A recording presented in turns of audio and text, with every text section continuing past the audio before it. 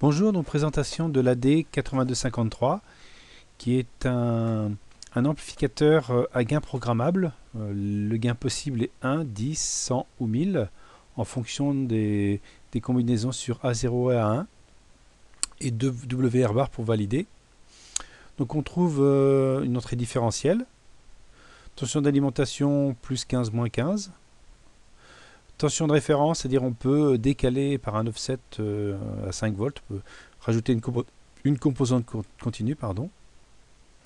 Donc au niveau éléments importants, donc on va retrouver les 8 broches, hein, donc digital GND, moins 15 volts, les gains, la validation des gains de 1 à 1000, la validation du retainable, la sortie, la tension plus 15 volts, la tension de référence si on veut faire un décalage d'offset sur la sortie, et in- et in+, hein, les tensions d'entrée différentielle.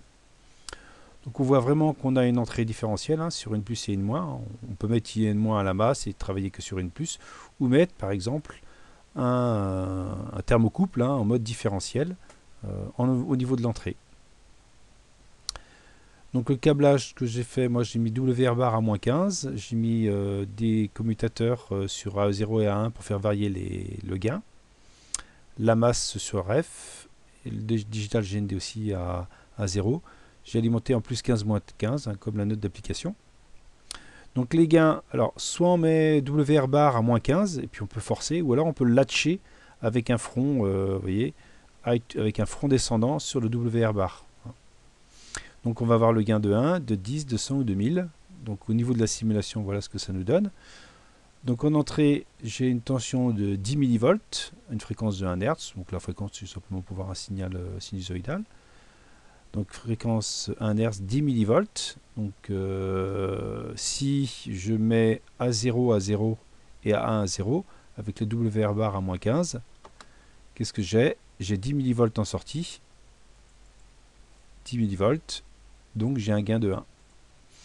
Si je mets A0 à 1 maintenant, je relance la simulation, je vois que j'ai 100 millivolts maintenant, ici, 100 millivolts. Si je mets donc combinaison 2, 1, 2, donc celui-ci, donc si je mets A1 à 1, je vais avoir une amplification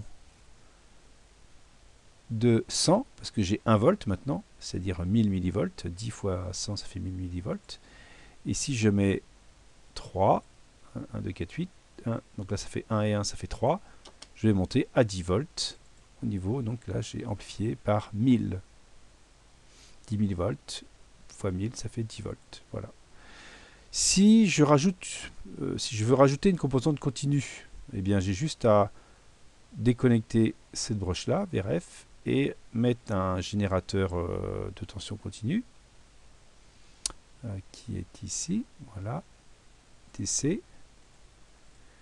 Et par exemple, je rajoute une composante continue de 2 volts. Voilà, si je vais faire un décalage d'offset. Voilà, donc à ce moment-là, j'ai 2 volts de plus, donc je monte à 12, mais je suis décalé ici, c'est-à-dire que là, je suis à moins 8. Alors ça peut être intéressant, par exemple, si vous voulez travailler autour de 5 volts et avoir une tension que positive sur l'entrée d'un microcontrôleur, par exemple. Donc voilà la simulation, la présentation de l'AD8253.